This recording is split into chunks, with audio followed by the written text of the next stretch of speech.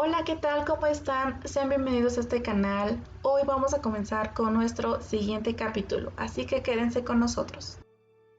Para comprender esta evocación dirigida por mi tío a los ilustres sabios franceses, es preciso saber que poco antes de nuestra partida había tenido lugar un hecho de trascendental importancia para la paleontología. El 28 de marzo de 1863, unos trabajadores haciendo excavaciones en las canteras de Moulin-Quignon, cerca de Abbeville, en el departamento del Soma de Francia, bajo la dirección del señor Boucher de Perthes, encontraron una mandíbula humana a 14 pies de profundidad. Era el primer fósil de esta clase sacado a la luz del día. Junto a él fueron halladas hachas de piedra y sílices tallados, coloreados y revestidos por el tiempo de una especie de barniz uniforme. Este descubrimiento produjo gran ruido, no solamente en Francia, sino en Alemania e Inglaterra también. Varios sabios de instituto francés, los señores de Quatrefages y Mille Edouard, eran otros. Tomaron el asunto muy a pecho, demostraron la incontestable autenticidad de la osamenta en cuestión y fueron los más ardientes defensores del proceso de la quijada, según la expresión inglesa. A los geólogos del Reino Unido, señores Falconer, Brusque, Carpenter, etc., que admitieron el hecho como cierto, se sumaron los labios alemanes, destacándose entre ellos por su calor y entusiasmo mi tío Lidenbrock. La autenticidad de un fósil humano de la época cuaternaria parecía, por consiguiente, incontestablemente demostrada y admitida.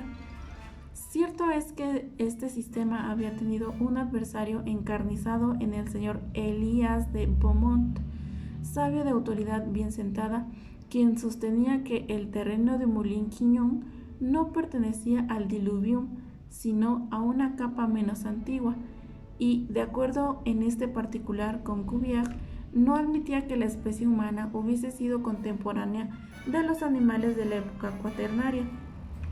Mi tío Lidenbrock, de acuerdo con la mayoría de los geólogos, se había mantenido en sus 13, sosteniendo numerosas controversias y disputas, en tanto que el señor Elías de Beaumont se quedó casi solo en el bando opuesto.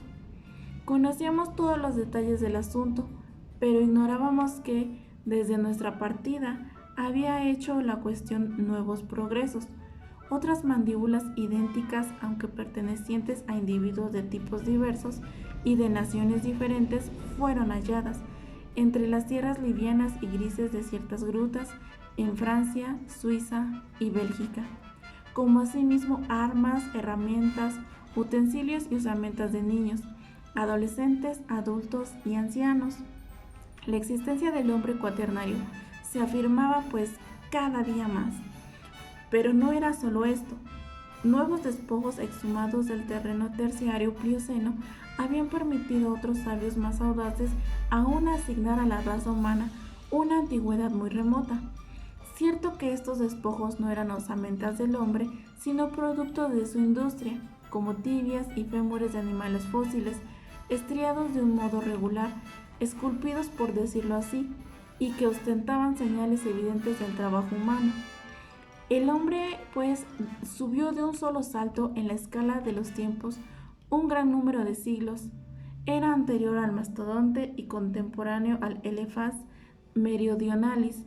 Tenía, en una palabra, 100.000 años de existencia, toda vez que esta es la antigüedad asignada por los afamados geólogos a la formación de los terrenos pliocénicos.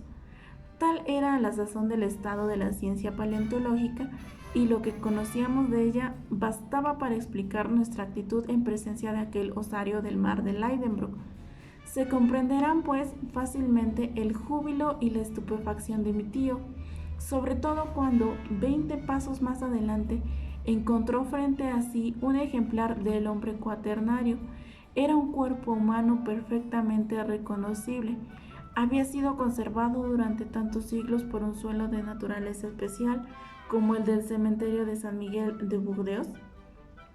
No sabría decirlo, pero aquel cadáver de piel tersa y apergaminada, con los miembros aún jugosos, por lo menos a la vista, con los dientes intactos, la cabellera abundante y las uñas de los pies y de las manos prodigiosamente largas, se presentaba ante nuestros ojos tal como había vivido. Quedé sin hablar ante aquella aparición de un ser de otra edad tan remota. Mi tío, tan locuaz y discutidor de costumbre, enmudeció también. Levantamos aquel cadáver, lo enderezamos después, palpábamos su rostro sonoro y él parecía mirarnos con sus órbitas vacías. Tras algunos instantes de silencio, el catedrático se sobrepuso al tío. Otto Lidenbrock, dejándose llevar de su temperamento, olvidó las circunstancias de nuestro viaje, el medio en que nos hallamos, la inmensa caverna que nos cobija, y creyéndose sin duda el Jonahem, dando una conferencia a sus discípulos, dijo en tono doctoral, dirigiéndose a un auditorio imaginario: «Señores, tengo el honor de presentaros un hombre de la época cuaternaria. Grandes sabios han negado su existencia y otros, no menos ilustres, le han afirmado y defendido. Si se hallasen aquí los santos Tomás de la paleontología, lo tocarían con el dedo y se verían obligados a reconocer su error. Se ve muy bien que la ciencia debe ponerse en guardia contra estos descubrimientos. No ignoro la inocua explotación que han hecho de los hombres fósiles los Barnum y los charlantes de su misma ralea. Conozco perfectamente la historia de la rótula de Ajax, el supuesto cadáver de Orestes hallado por los esparteros y del cadáver del Asterio de 10 codos de largo que nos habla Pausanias. He leído las memorias relativas al esqueleto de Trapani, descubierto en el siglo XIV, en el cual se creyó reconocer al Polífemo y a la historia del gigante desterrado durante el siglo XVI en los alrededores de Palermo. ¿Conocéis lo mismo que yo el análisis practicado cerca de Lucerna en 1577 de las grandes osamentas en el que el célebre médico Félix Plater dijo pertenecían a un gigante de 19 pies?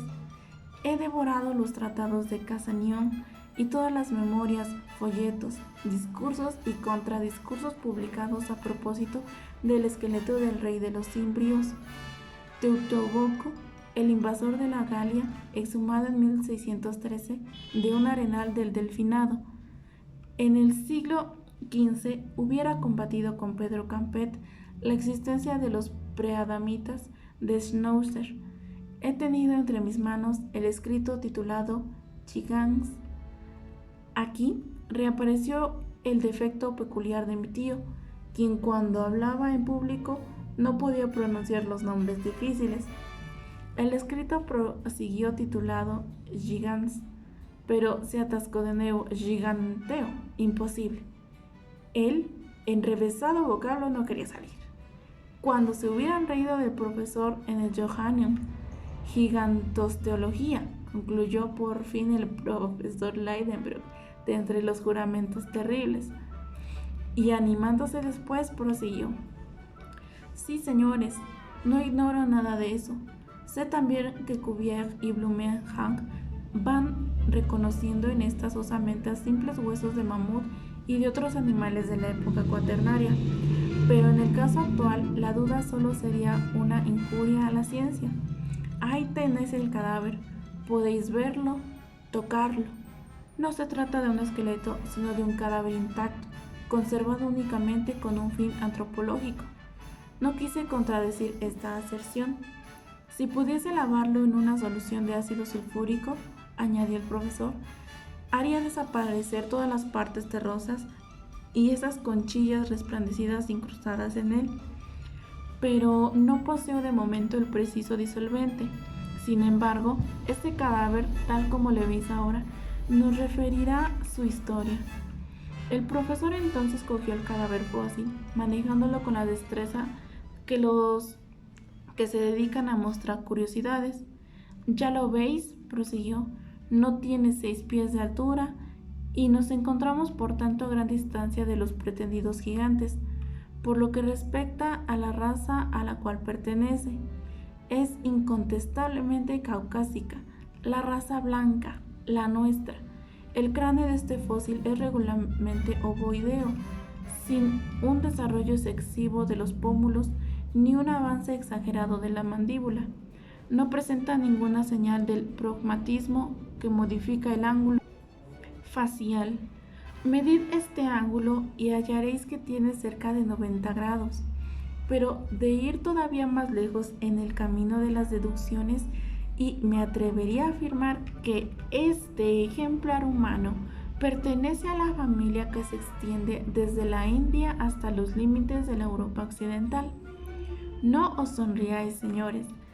No se sonreiría nadie, pero era tal la costumbre que el profesor tenía de ver sonreír a todo el mundo durante sus sabias disertaciones.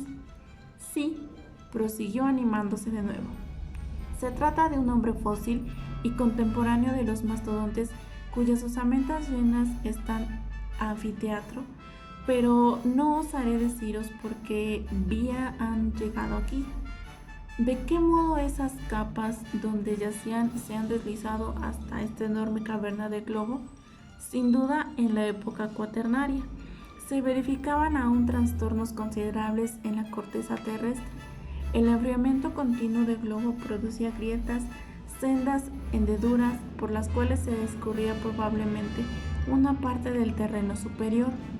No quiere esto decir que sustente yo esta teoría, pero el hecho es que aquí tenemos al hombre rodeado de las obras de su propia mano, de esas hachas, de esos sílices tallados que han constituido la edad de piedra, y a menos que no haya venido como yo, como un excursionista, como un cultivador de la ciencia, no puedo poner en duda la autenticidad de su remoto origen. Enmudecido el profesor y prorrumpiendo mis manos en unánimes aplausos, por otra parte, mi tío tenía razón, y otros bastante más sabios que su sobrino habrían tenido que tentarse la ropa antes de tratar de combatirle. Otro indicio, aquel cadáver fosilizado no era el único que había en aquel inmenso osario. A cada paso que dábamos encontrábamos otros nuevos, de suerte que mi tío no tenía donde elegir el más maravilloso ejemplar para convencer a los incrédulos. A decir verdad, era un asombroso espectáculo en el que ofrecían aquellas generaciones de hombres y de animales confundidos en aquel cementerio, pero se nos representa una grave cuestión que no osábamos resolver. Aquellos seres animados se habían deslizado mediante una conmoción del suelo hasta las playas del mar de Lidenbrock, cuando ya estaban convertidos en polvo, o vivieron allí, en aquel mundo subterráneo, bajo aquel cielo fantástico, naciendo y muriendo como los habitantes de la superficie de la tierra. Hasta entonces, solo se nos habían presentado vivos los peces y los monstruos marinos. ¿Erraría aún por aquellas playas desiertas algún hombre del abismo? Hemos llegado al final de nuestro capítulo. No olvides compartir y suscribirte para que estés pendiente de nuestros futuros capítulos. Hasta luego.